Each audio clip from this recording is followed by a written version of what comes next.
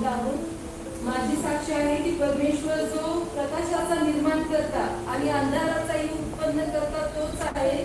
त्याची साक्ष आहे की आपल्या जीवनामध्ये विशेषतः जे त्याचे भय करतात त्या प्रत्येकाच्या जीवनामध्ये त्याच्या इच्छेनुसारच प्रत्येक गोष्ट होते. मग ती आपल्याला दिसेल की आपल्या हानीची आहे आपण म्हणतो की काय, पण नाही. त्या पण परिस्थितीमध्ये परमेश्वर आपल्याला उचलणारा तो देव आहे. आपली परीक्षा पाहून आपल्याला उन्नतीमध्ये नेणारा तो परमेश्वर आहे. ती साक्ष आहे. आपल्या सगळ्यांना माहिती आहे की मंगळवारी आम्ही मिरज या ठिकाणी जात होतो आणि त्या ठिकाणी जात असताना रस्त्यामध्ये खूपच पाऊस होता.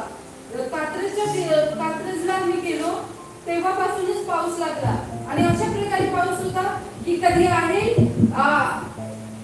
1 किलोमीटर 2 किलोमीटर असा धुंदूक पाऊस पडतो की जे कारच्या साईडचं पाणी असतं ते पूर्ण कार अख्खी ते त्याच्यामध्ये डुबेसारखी पुढे काय दिसत नाहीये. आणि जर 6 तासाचा प्रवास असला आणि आपण योग्य वेळेमध्ये जर निघालो तर आपल्याला माहित आहे की थांबणं आपण त्याला थांबू शकत नाही, कारण योग्य टाइममध्ये आपल्याला त्या ठिकाणी पोहोचायचं असतं. आणि त्या पावसामध्ये पण देवाने आम्हाला पार नेलं. तिकडे समोर रस्ता दिसत नव्हता, त्या रस्त्यामध्ये पण आम्हाला त्याने नेलं. आणि आजच मी या गोष्टीवर विचार करत असताना मला हे समजलं की ते एक गाणं मी ऐकत होते, त्याच्यामध्ये लिहिलं आहे की जिथं कुठं येशूच्या नावाचा गजर होतो त्या प्रत्येक ठिकाणी, मग त्या व्यक्तीच्या जीवनात असो किंवा आपण ज्या ठिकाणी एकत्र येतो त्या ठिकाणी विजयाच्या गौरवाचा जयोत्सव होतो. आणि तीच गोष्ट कारमध्ये आम्ही अनुभवली.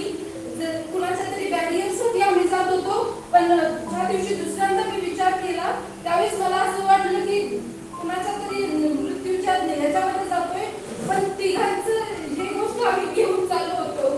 पण ते किती चांगलं आहे की आकाशामध्ये पण जे काही होतं, जे चिन्ह होत असतील भयाची असो किंवा काही, ते देवाच्या इच्छे विरोधात होत नाही. म्हणून मी देवाचे आभार मानते. आणि प्रत्येक गोष्ट आपल्या उन्नतीसाठी होते.